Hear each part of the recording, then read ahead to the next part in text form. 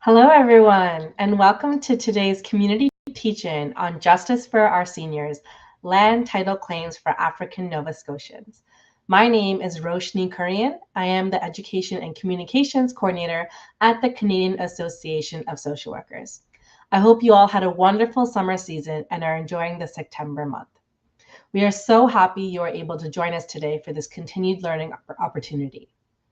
Before we begin, I'd like to acknowledge that the CASW is situated on the unceded and unsurrendered territory of the Algonquin and Anishinaabe peoples. First Nations, Inuit, and Métis nations have been stewards of Turtle Island since time immemorial. We also remember those who were forced to come here, particularly those brought here because of the transatlantic slave trade and slavery.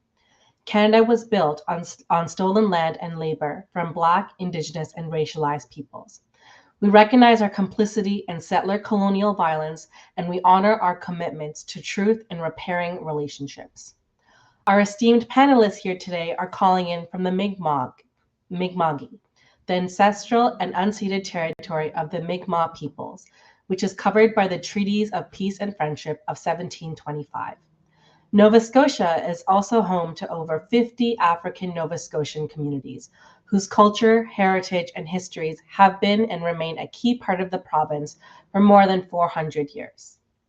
CASW is committed to engaging in training and education on reconciliation and decolonization, establishing meaningful partnerships with Black and Indigenous colleagues and organizations, implementing the TRC calls to action and the MMIWG calls to justice, and seeking reparations for peoples of African descent. We welcome you to take a moment to reflect on the territory you are tuning in from and the many nations and peoples who have cared for this land. Before introducing our moderator for today's session, I will quickly go over some formalities. Today's presentation will last approximately 90 minutes, followed by a question and answer period. I encourage you to type your questions at any time, and we will answer as many of them as we have time for at the end of the presentation. Please use the widget called Q&A to ask questions and insert your comments. The recording of this webinar will be available after the event on the CASW website under the Continuing Education tab. Resources can be downloaded under the Resources widget on the left-hand side of your screen, and a certificate of attendance will be emailed to you at the end of the presentation. Please be sure to fill out the survey that will appear at the end of the session and can be accessed anytime from the left side menu buttons. That said, I now have the honor to introduce our moderator. The Honorable Senator Wanda Thomas Bernard is the first African Nova Scotian woman to be appointed to the Senate of Canada, representing the province of Nova Scotia and her hometown of East Preston. Senator Bernard champions issues impacting African Canadians and peoples living with disabilities. She is particularly invested in human rights, employment equity, and mental health. Through her involvement in community projects, her social work career, and her time with Dalhousie School of Social Work, and now her work in the Senate, Senator Bernard has maintained a deep dedication to social justice and racial justice. Senator Bernard advocates for reparations for the historical and continued anti-Black racism impacting the lives of African Canadians. Thank you so much for joining us here, Senator Bernard, and to all of our esteemed panelists. I hand it over to you now. Thank you, Washni, and I'm delighted to be here. Although I'm not joining you from Nova Scotia, I'm joining from Windsor, Ontario, where I am and grateful to be here on Indigenous territory, and also what I call the home of Emancipation Day in Canada.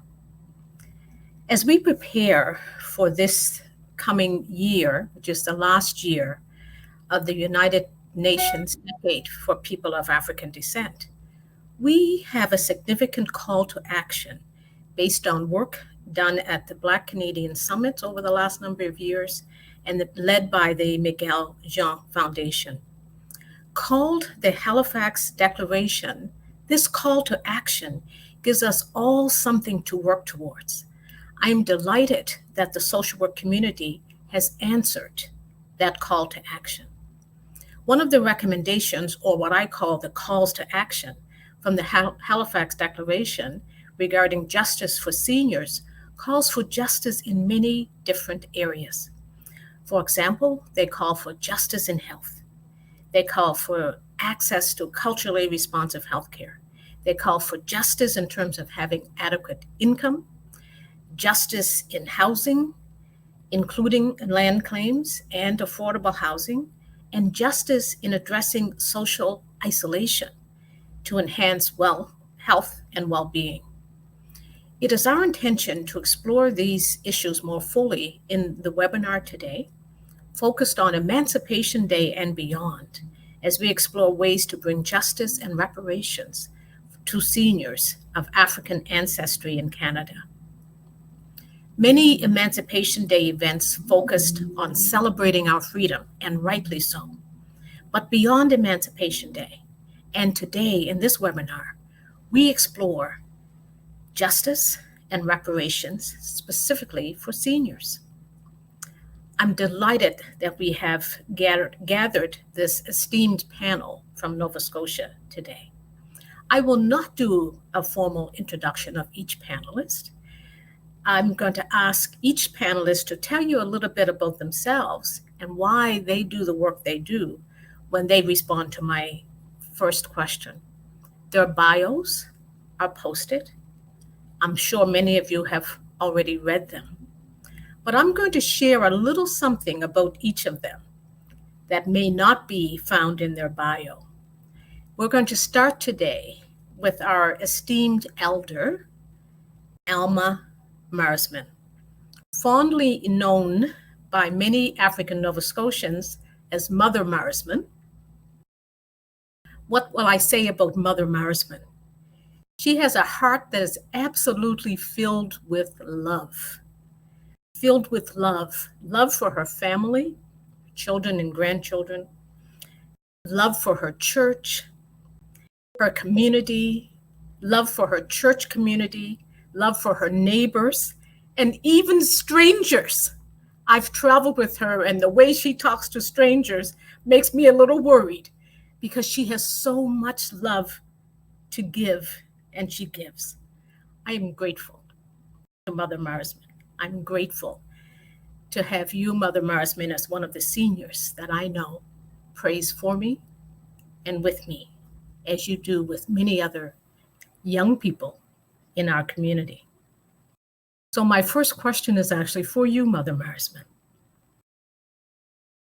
As a senior, what some people call a senior who's now entering the second half of the 8th story of your life, 85 years young, who is healthy and living independently, please tell us what things have helped you to maintain your independence and your positive spirit and the beautiful smile that you bring to us every day. Truly, God's grace that has helped me get to where I am today. As well, my family, seeing what other people are doing through and can take care, and I can still take care of myself. And you do take care of yourself. Go ahead. And I have love for everybody. And God has brought me this far. So it sounds like a lot of faith in God. Can you tell us what a typical week in the life of 85-year-old Mother Marsman looks like? What's a typical week for you when you're not on a panel? As an 85-year-old, I get up get up and take care of myself. I call my family, I call my friends. I just walk about every day. I take my time.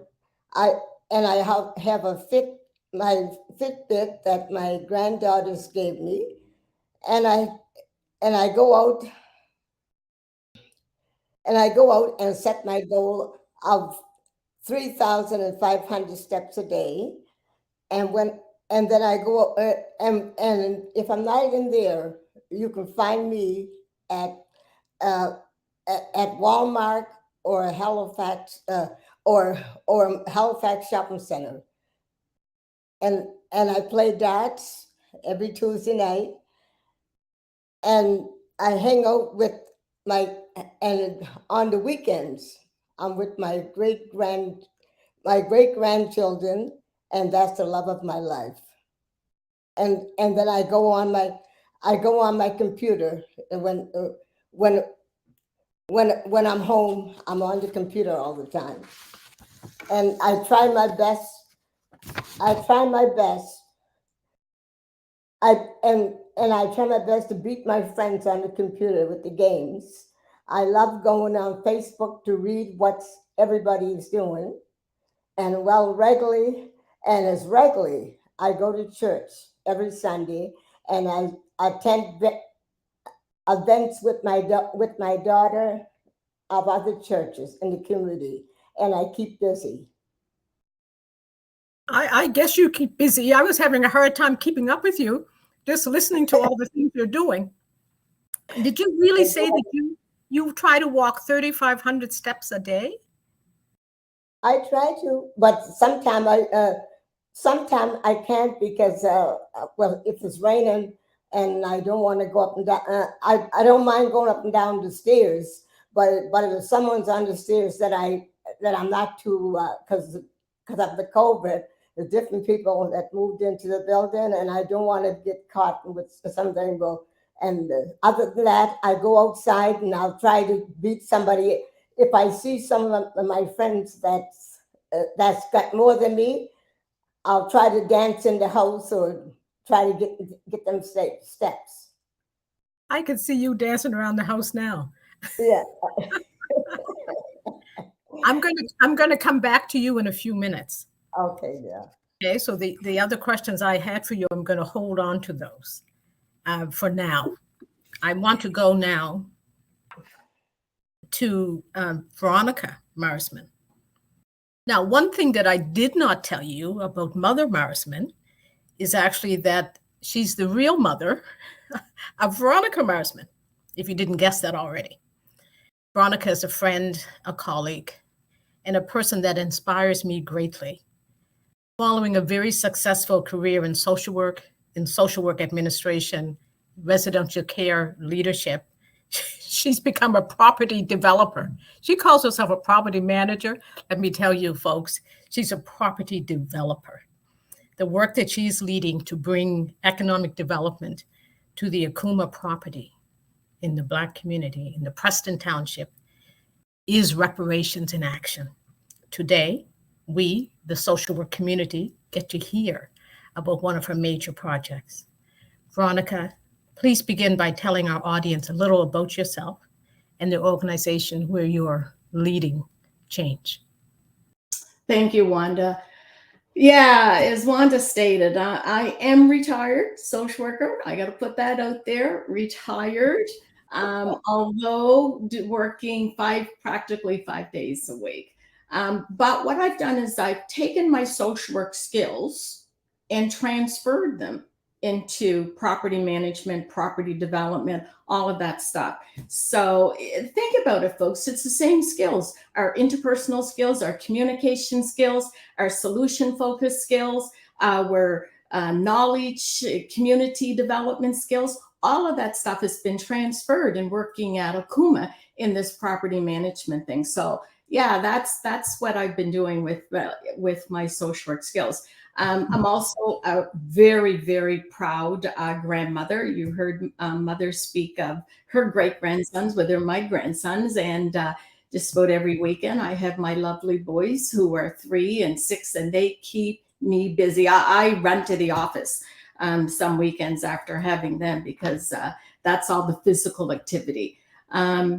Yeah, so that's a little bit about who I am, and I'm now currently in my 13th year at Akuma, having retired from the provincial government in 16th year, 2013th year, 2010 from the provincial government.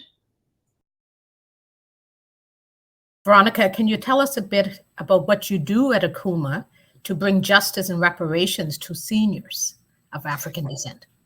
Okay, the Okuma is, to our knowledge, the largest Black property owner in Canada that we're aware of. If there's somebody else out there who has more than 320 acres, I'd love to meet with you and talk about what you're doing on your property.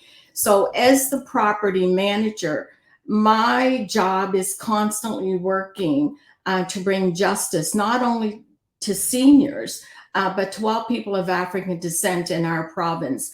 We have a long history here of injustice to people of African descent. So everything I do is working to bring equity. We've had a 3-year, and actually now it's probably into 4 or 5 year struggle that continues today to change our property zoning so that we can build homes and other buildings that provide services for seniors and others in our community. But the zoning challenges are massive. And but as a social worker, as a solution-focused social worker, you know, I'm looking for strategies of how I work through that whole zoning barrier. And we're doing it. We've restored one of our buildings. They actually were my office is now, the former Nova Scotia Home for Colored Children orphanage building. We've restored that to be a Black business hub. And we have a seniors, a lounge area in here that we encourage our seniors and our youth to come and hang out in the social room. There's a television, you know, put your Spotify on, listen to music. There's a computer where you can go on and surf the net. We encourage people to come and use and games, play board games. And it overviews our beautiful, wonderful community garden. So we encourage people to come to the Kinney place and check us out. It's become my go-to place now. When I'm bringing visitors to the community, I bring them out to show them the space at Kinney Place, to take them for a meal at Opus Cafe, and just to hang out. Now, this is the third time we've used the term hangout. And you know, back in the day, that we used to talk about young people hanging out. Yep. Now we talk about seniors hanging out. So you can also come in and get your hair done in your manicure pedicure. There's a spa. It's a health. It's a hair and hair salon and spa in the building as well. Wonderful, wonderful. Sylvia Collier-Ewing is a person that gets to hang out with seniors a little bit because of the work she does. So let's go to you now, Sylvia. Sylvia was actually one of my BSW students in my first or second year of teaching. I can't believe that. That was not yesterday, was it, Sylvia? No, it wasn't. Not at all. I have watched Sylvia grow in the social work field, and now in this leadership role as an interprofessional leader. Sylvia uses her social work skills in many different ways. Today, Sylvia will share her wisdom about justice for seniors from the perspective of working in long-term care. So Sylvia, can you begin by telling us a bit about yourself and the organization where you work? Good afternoon, everybody, and welcome. Thank you very much for this invitation. I'm very honored to be here. And I myself would like to acknowledge that we are on Mi'kmaq land, the traditional unceded territory of the Mi'kmaq people. I work, as Senator Bernard has mentioned, that I do get to spend my time with seniors each and every single day. And I feel like that's a blessing and a calling in itself. So I'm so humbled to be part of this wonderful panel of people. And I hope that there's some valuable information that you'll be able to take away from this webinar today. So I come as a Black woman that's proud of her heritage and an African Nova Scotian of 55 young years. I graduated back in 1992. Had the pleasure of having Senator Bernard as my professor, which was a blessing in itself. And right now I still feel like I'm very young at heart, even though that's way back many years ago. So I've been a registered social worker since 1992 as well. And today I come to represent where I work in Northwood. So Northwood is a long-term care facility for those who are not aware of what we do online. That's been in the north end of Halifax for 61 years. Back in 1962, it was founded by Mr. Ed Roach. And currently we support a maximum of 385 residents with their day-to-day cares, providing 24-hour care. And in terms of what I do every day, if you read my bio, it's a hefty load, but I love every minute of the work that I do.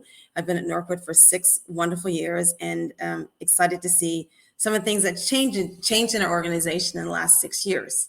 I started as a social worker, and thankfully had the opportunity to get in a leadership role since early 2021.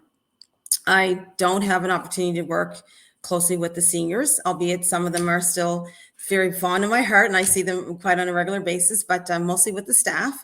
And what seemed to be a natural progression to me when I saw the opportunity to provide some more leadership in terms of people of our African descent within our facility.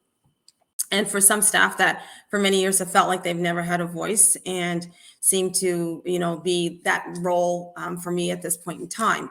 I am the Diversity, Equity, Inclusion, and Belonging Committee Chair. And I look forward to, making Northwood a place of a very diverse of their staff. But in terms of our practice and policies around our seniors, I think is very, very important. So that's something that I'm hoping to continue to do that work at Northwood. Outside of work, I'm a life coach who focuses on fitness. I teach strength and high intensity interval training. And I love motivating people to grow. And as Veronica said, being a social worker, it's not just in the work we do. I think it's in every facet of our lives that we do that. We use those skills. And lastly, I've been married for 25 years to a wonderful man who's known me for more than 38 years. I have 4 beautiful children, and I love being a mom. I'm not ready to be a grandmom yet, though. I will wait for that time.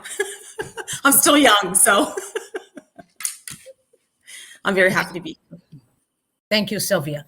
Can you tell us what type of culturally responsive services or programs that you provide for African Nova Scotian seniors? Well, historically, long-term care has not had a lot of residents of African Nova Scotian descent.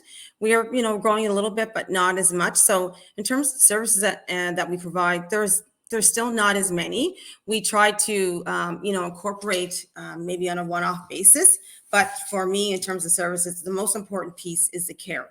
It's a care piece because in terms of our practice and policies, it was a struggle and a challenge. I've seen families come in and staff really struggle with providing the care for their loved one, such as the specific things we have like around our skin and our hair and our practices. So, doing some of those one-off things with the staff to support them to be better able to work with families and residents so that they feel like they belong. And that's, when I look at our programs, there's nothing specific, but I'm hoping that in the future, the partnership I think Veronica will speak about later on with having a facility that supports primarily African Nova Scotians, then we can look at programs and services specifically for our seniors. Now, our Lawton's drugstore managed to bring in hair care products as such, with more Black people coming into our facilities. So that's a start. But right now, it's primarily a one-off service and support that we provide. That's helpful. Thank you so much, Sylvia. One of the things you mentioned is that you don't see a lot of African Nova Scotians at Northwood. And we know that that's largely because many African Nova Scotian seniors want to stay in their own homes, want to be independent like Mother Marsman. And I think that's a really good lead in to hear from Lauren Grant. Lauren is the program director with the Land Titles Initiative. Lauren is a young woman that I've watched grow up. She's actually my cousin. At this stage of my life, it's wonderful to see young African Nova Scotian professionals like Lauren who are using their education to work in and for our communities. The Land Titles Initiative is such important work, and our seniors who do not have clear title to their properties are really in good hands with you, Lauren, and your colleagues, who work every day to change that and to bring justice and reparations to community landowners. Lauren will help us understand that a little bit more today. So Lauren, can we start by having you tell us a bit about the work of the Land Titles Initiative and the role that you have within that? Thanks. Sure. So the Land Titles Initiative is a government commitment to help African Nova Scotian residents in 5 communities in particular, North Preston, East Preston, Cherrybrook, Lake Loon, in HRM, and Lincolnville and Sunnyvale in Guysborough County, to get clear title to their land at no cost to them. And that includes all fees that would be involved in the land clarification process. So legal and surveying fees, disbursements, land registry fees, etc. We provide services across 3 different streams, as we call them. We assist African Nova Scotian residents get clear title to their property through demonstrated use and occupation of the land through the Land Titles Clarification Act. We do estate administration when somebody passes through Probate Act and Intestate Succession Act. And then we also migrate properties into the new land registration, land registration system through the Land Registration Act. And I just want to give a little bit of background, some context on why we have the Land Titles Initiative and why land titles is such an important issue here in Nova Scotia. So our ancestors were migrated here in the late 18th, early 19th centuries and never attained clear title to the land that they were promised. Our ancestors came here on the promises of better fortune, including land, prosperity, especially for the loyalists who fought for the British and were promised land in exchange for assisting the British in the war. However, our ancestors did not get the land that they were promised. They were given tickets of location, which essentially is saying you can reside here, and licenses of occupation, which are leases to land. So some of our ancestors were able to obtain title to their land in the mid-1800s by purchasing it, but for most, they never did receive title to their land. About 175 years after our ancestors settled here, they first petitioned the government to confer their legal rights to the land, to no avail. And really, it wasn't until the 1960s when the province started to take some steps to kind of rectify this wrong. There was the Interdepartmental Committee on Human Rights that was created by the Premier at the time. And he proclaimed that immediate attention had to be given to housing, education, and employment issues faced by African Nova Scotians. And a few years later, that's when the legislative procedure was established through the Land Titles Clarification Act. And that piece of legislation clarifies land titles in designated areas within the province. 5 of those communities are African Nova Scotian communities. And the legislation was to be a less expensive means for clarifying title in areas where there's lack of development and obscurity in titles. There was a smaller pilot project to clear titles that was established in 2015, but the United Working Group, they visited Halifax in 2016 and brought renewed attention and light to the land titles fight for African Nova Scotians. And they proclaimed that, any and all resources that are required to clarify land titles for African Nova Scotians need to be provided by the provincial government. And that's when the Land Titles Initiative was established in 2017 with these full supports, designated African Nova Scotian staff, all fees covered, expanding the services that were provided in the 2015 pilot project. So within the LTI, my role as the program director is to supervise service delivery, which is led by the manager and includes our community navigators who work very closely with the residents from start to finish. They really are that first face, that first point of contact for the residents. and our land administration officers who process all of the LTCA applications and move those forward. I oversee surveying and administer the Land Titles Clarification Act as well. And for decades, from the time the legislation was enacted in 1964 until November 2021, that was administered by the Department of Natural Resources and Renewables, formerly Lands and Forestry, but authority was transferred to our office in November 2021, and we now administer that legislation. That's wonderful and so informative, Lauren. Thank you. Can you tell us what is the significance of the Halifax Declaration for African Nova Scotians seeking restitution through the land title claims? Like, that was a significant component of the Halifax Declaration. Can you say a bit about why that is so? The Declaration is important because it brings attention and gravity to the plight of land claims and African Nova Scotians in seeking to gain title to their land. And declarations such as this are important because it really is what spurred the government to act after hundreds of years of inaction. The Land Titles Clarification Act was born out of the proclamation made by the Interdepartmental Committee on Human Rights in the 60s by the then Premier.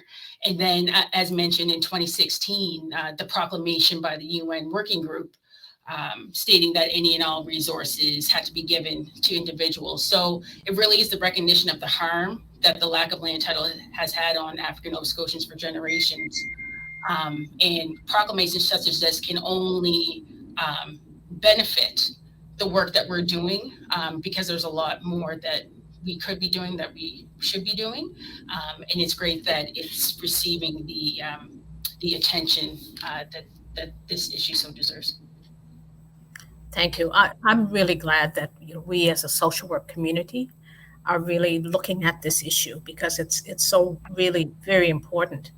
I'm going to ask all of you this question, and I'll ask Mother Marsman to speak to it first. So when you think about justice for seniors, what does that mean? What does that mean to you? And Mother Marsman, when you think about justice, not every senior is as fortunate as you at the age of 85, to be living independently, to have a lot of wonderful family support, to have friends and games and lots of things that you do. Many of our seniors are more isolated, maybe living alone, maybe struggling a little bit. So when you think about justice for seniors and you think about those seniors out there, what comes to your mind? Well, I say connecting with senior group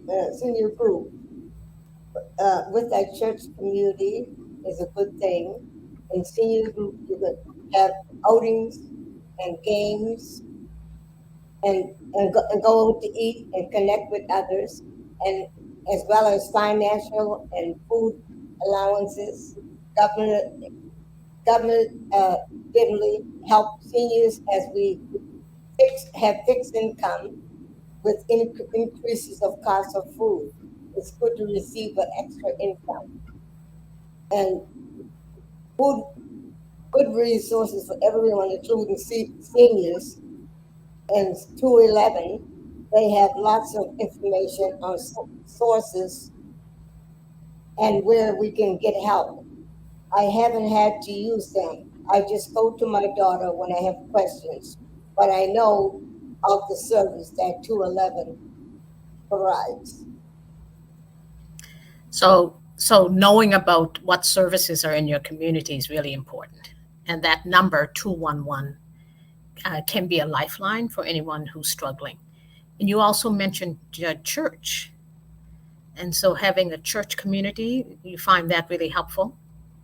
I think I heard you talk once about your church buddies. What are some of the things you do with your church buddies outside of church? Well, we also have a seniors. We have the seniors group that we go for. We were in the summer. We were with with the Sunday school children, and we went to that place. We went on a bus ride with the children, and it was, I forgot the name of the place, but it's but it was we went, and it was all woods, and we went up, and we stayed with the children with the children all day. They took the seniors, and then when they brought us back, they gave us all the seniors, all the children's the T-shirts like the children. So we went out, and we did what the children was doing, even though some of the things was some of our seniors didn't want to go, but I was nosy, so I went along with some of the seniors there to help me. Some of the children, they were helping me, and I climbed the hills. And you know what, I was wondering what your secret was, because we all want to be like you when we grow up, and it sounds like the secret is being willing to try anything once. And hanging out with young people, not just hanging out with seniors. You're hanging out with young people. I love being with young people because I bug them, and they like me. I bet they do. I bet they love hanging out with you. To the other panelists, I'd like to ask this question. When you think about freedom and justice for Black Canadian seniors, what comes to mind?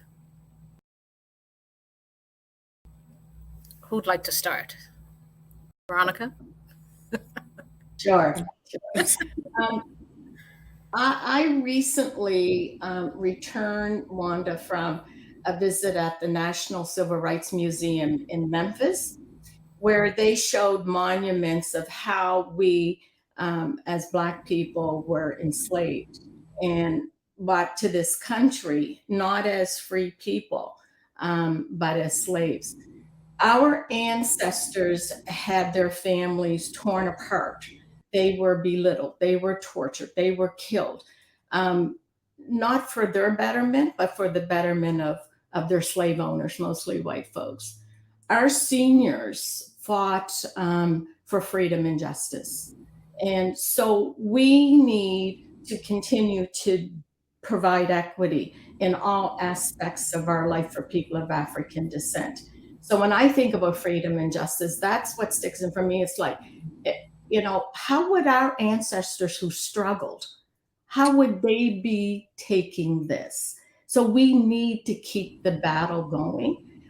We need to have better life for my grandchildren and for all those that are coming behind. Mm-hmm. Yes, absolutely. Absolutely. Lauren, what are your thoughts on this question? When I think of justice for seniors, I think of, number one, removing any barriers that there are for those seniors, especially with respect to gaining clear land title. You know, why our services are at no cost, and, you know, not having to use traditional property law, such as Quieting of Titles Act, and starting a court action for what's theirs, for what wasn't properly granted to them from the Crown. And like, when I think of freedom for seniors, I think of, you know, the Land Titles Initiative is a mechanism to enable our African Nova Scotian seniors, African Nova Scotians in general, to stand on equal footing, to be able to build generational wealth, leave a legacy to pass on to their heirs, have a place to call home. And like, whenever I do this work, I have to think about my grandparents. I grew up hearing the stories of the land titles issues around the table. My grandfather, when the legislation was first enacted, he acted as like one of those first community navigators out there in North Preston, you know, assisting other residents with their applications, getting their evidence together. When I look back at some of our older, like the archive files, I see my grandfather's name in statutory declarations, putting forward evidence in support of his community members. My grandmother, our homestead in East Preston was benefited from this legislation. You're able to receive title to our property through the LTCA. And they really are, my motivation for doing this work and the reason why I'm so passionate about it. We stand on the shoulders of our ancestors, and you've just illustrated that so beautifully. And that truly is justice when we continue the work that they started. Sylvia, what are your thoughts? And then Roshni, I'll invite you to get ready with any questions that are coming from the audience. Sylvia. I'd like to, Dina, add and agree with what everyone has said. From my perspective, it's freedom of choice to live life the way that they choose, whether it is on their own terms, whether it's living in long-term care or living in assisted living or on their own, is having the ability to do that. And, when we look at the justice and the things, removing those barriers, give people the opportunity to have choice. I have so many things to say, but they can make decisions within their own control because there's a system there that supports that. So, when I hear about the free and the justice, the acknowledgement that the work that they've done over the years or, the lives that they lived, just the acknowledgement that they still exist.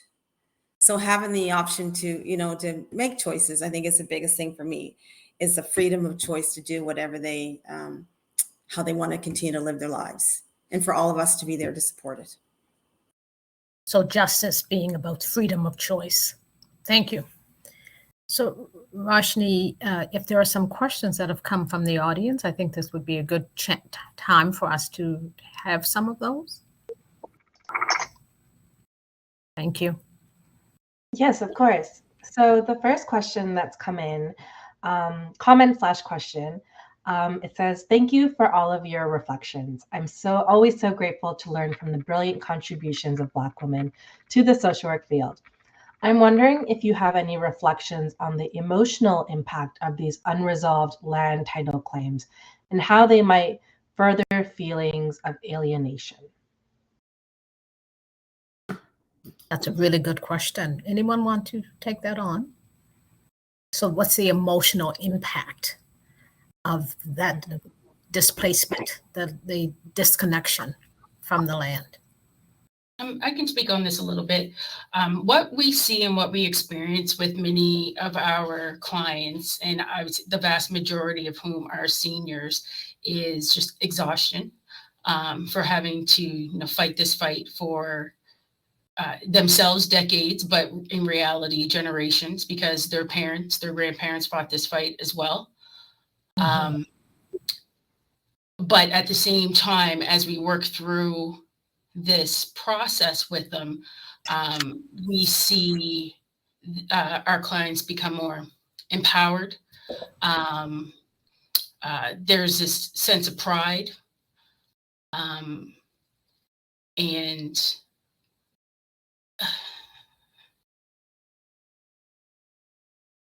yeah, so someone else can continue. I just kind of lost my train of thought a little bit, but thank you, Lauren. Yeah. So what I hear you saying is that you're seeing people you're dealing with that trauma. Exactly. That trauma of not having the connection to the land, but your interventions are so empowering. That's right. That's correct. Healing. Can I also add to it? I think Lauren's comment in terms of the frustration, that almost leads to anger.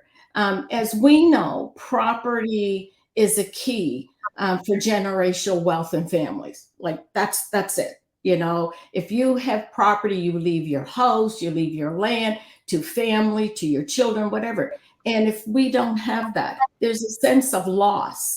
And you're able to, if you have property, you're able to pass it down, equity to your children. Since we didn't receive title to a property that we lived on for many years, they're unable to pass it down. Recognizing this injustice, I think, is part of the reason why the Land Titles Initiative was set up, is to try and do something about it. It's generational wealth is all in property. And so there's a loss. And it's frustrating. And yeah, it's trauma. Can't hear you, Wanda. sorry, I put myself on mute. We talk about that multi-generational trauma, and then the multi-generational wealth can come through repairing the harms, and repairing the harms of the stolen land or the land that was promised and never given. And so I really see this as reparations in action. Mhm. Let's go to the next question. We'll try to get in a few more questions. Sure. The next comment/question is, this is such important work. Thinking of Sunnyvale and Lincolnville, is there any move or act of good faith on the part of St. FX University around reparations for displacing communities on the land that is now held by the university?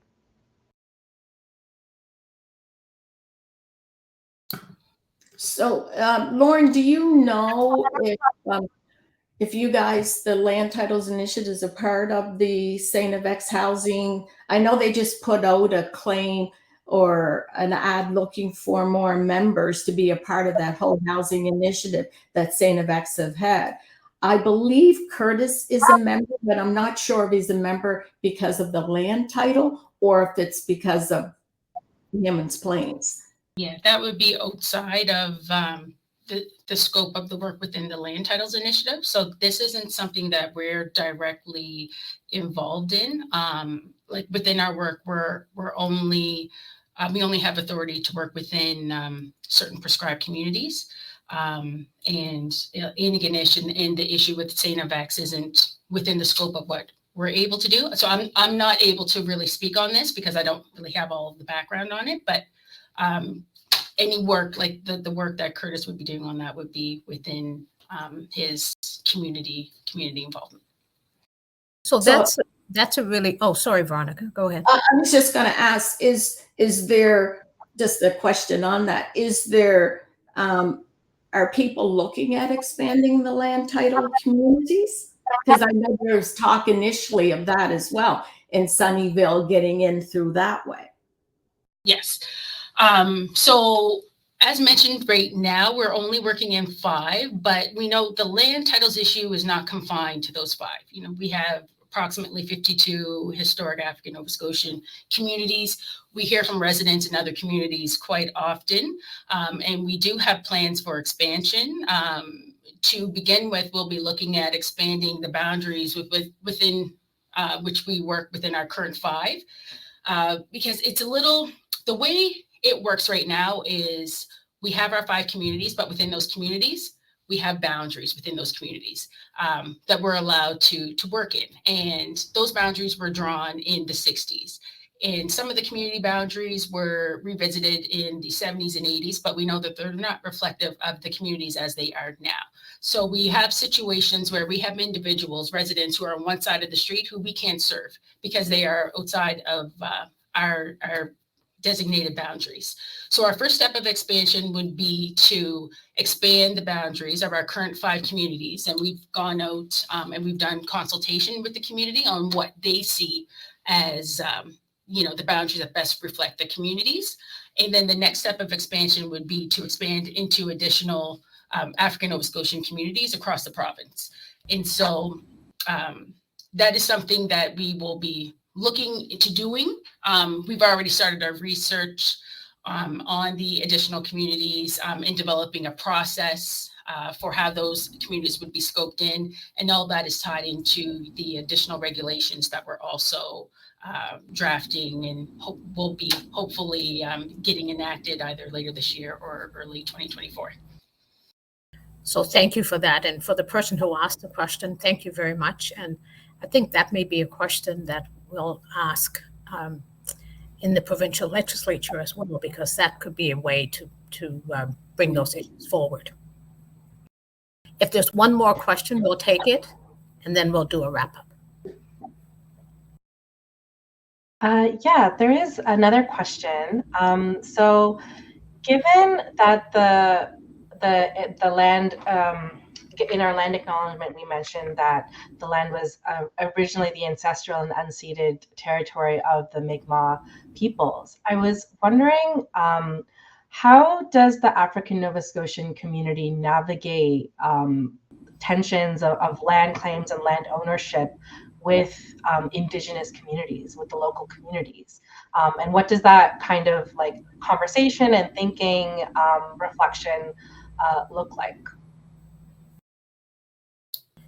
So can I ask Lauren, is that something that the Land Titles Initiative have looked at all? Have you had conversations with Mi'kmaq communities?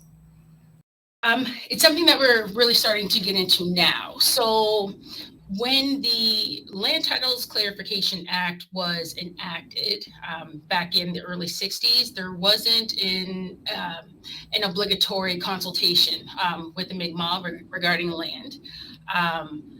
But the historical backdrop in which African Nova Scotians were settled, or how African Nova Scotian settlements occurred, like it is crucial. It's very important because by the time our ancestors settled here, the colonial system had been in place for several decades.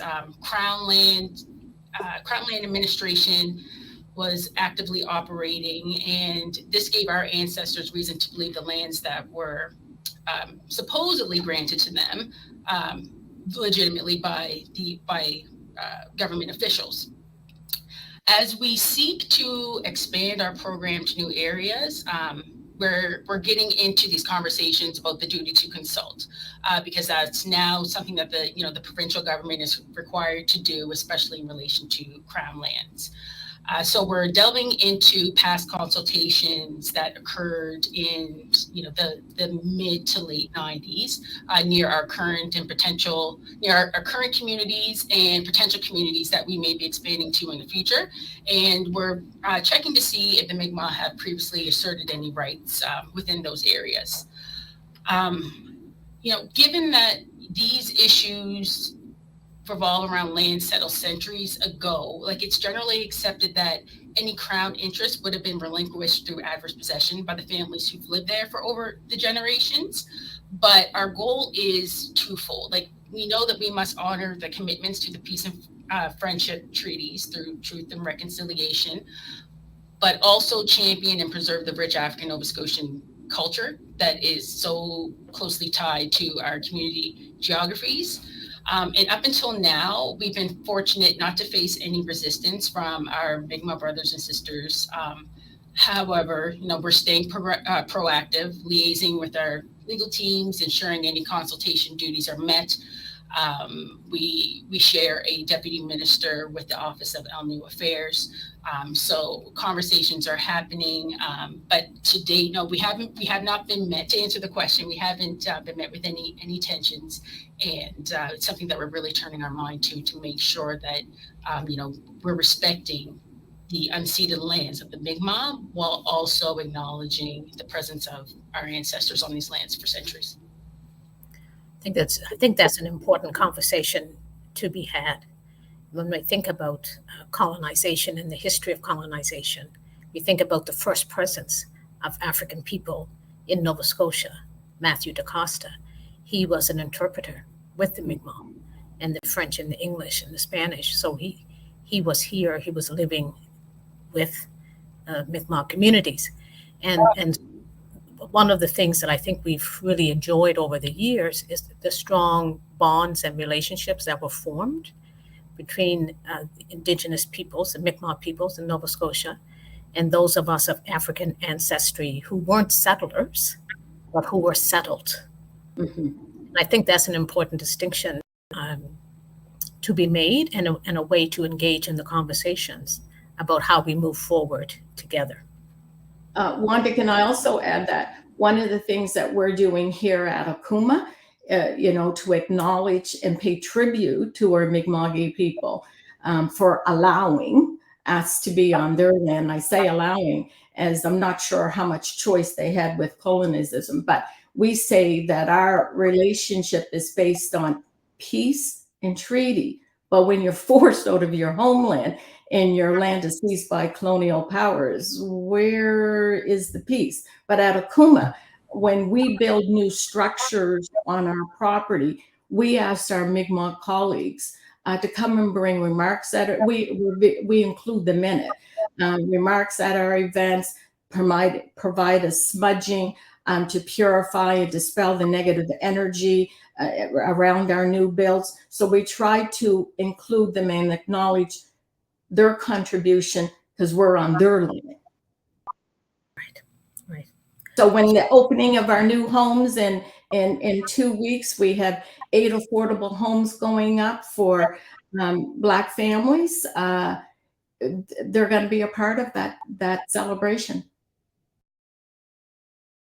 Thank you. Well, thanks to everyone who submitted questions. And I will just give each panel members now an opportunity to share anything else that you may want to share as we wrap up our panel today. We'll start with Mother Marsman. Is there anything else you'd want to say to this social work audience? Justice for senior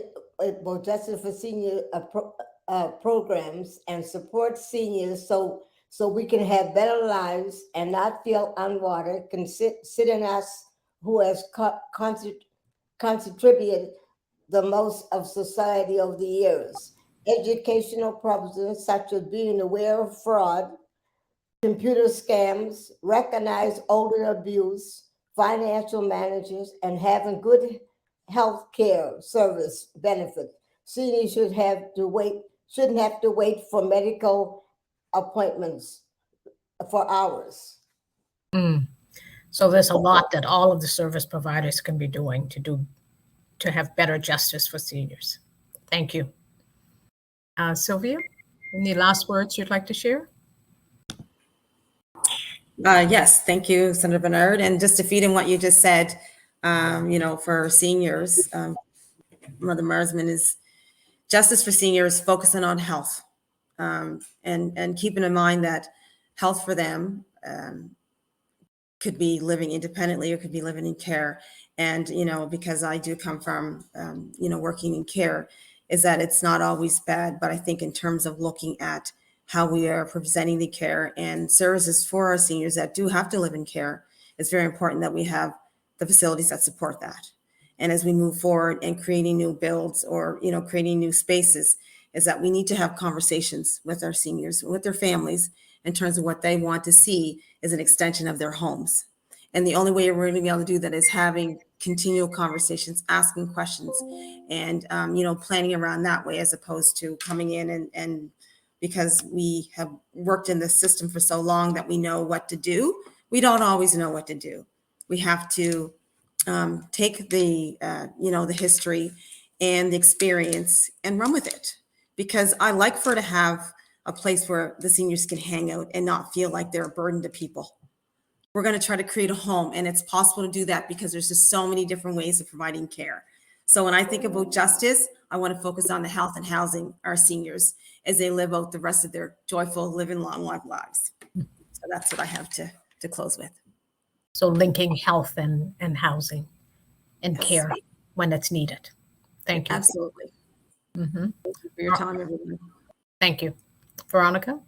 Yeah, so closing comments that in July gone, the province announced its partnership with Northwood, an established long-term care organization, and we're going to be building a 96-bed long-term care facility on a Kuma property, and that's going to enable Black seniors in the local area to remain close to their communities and creating over 200 jobs. So we're beyond happy that that's going to happen on the Kuma lands. Wonderful development. Absolutely. Thank you. And Lauren, any last words? Yeah. Well, first, I just want to say that I'm happy that, attention and this topic is being brought forward to the Association of Social Workers, nationally, because I know here in Nova Scotia, the land titles issue is very well known. And two members of the Canadian Association of Social Workers, I would just say, when serving seniors, consider the stress that they could be under, due to lack of title, the stress it can put on family dynamics, and really empower your clients to ensure, when working with your clients and doing that holistic approach. I know we often look at, finances, health, mental health, but really land and the state of, that foundation really is an important factor to consider, to check in on with your clients as well, because it really can have wide-reaching effects on, all those, across all aspects of an individual's life.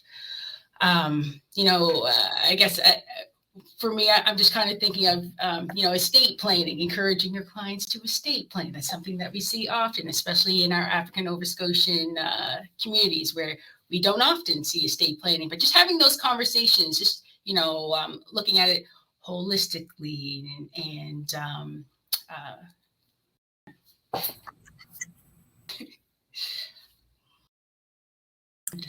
That's great. Thank you, Lauren. Okay, thank you all for giving us this time today, for sharing your views and perspectives and some of the work that you're doing. And when I think about justice for seniors, I think we're in good hands. Thank you. Over to you, Ashley. Thank you, Wanda. Thank you. Thank you so much. Thank you so much to the Honorable Senator Wanda Thomas Bernard, Elder Alma Marsman, Veronica Marsman, Sylvia Coley-Ewing, and Lauren Grant for this incredible community teach-in and for enlightening all of us on how to bring justice and reparations to seniors of African descent in Canada. This community teach-in is the first in a series of teach-ins honoring the International Decade for the Peoples of African Descent. So stay tuned for more details on further dates. Again, for our audience, the recording will be uploaded to the CASW website, or you can use the link provided in your email. Feel free to send us your questions, suggestions for improvement, or feedback with us using the survey. Again, another big thank you to our guests and our audience for your questions and your attention. See you next time. Have a great day. Bye. Thank you. Bye. Take care.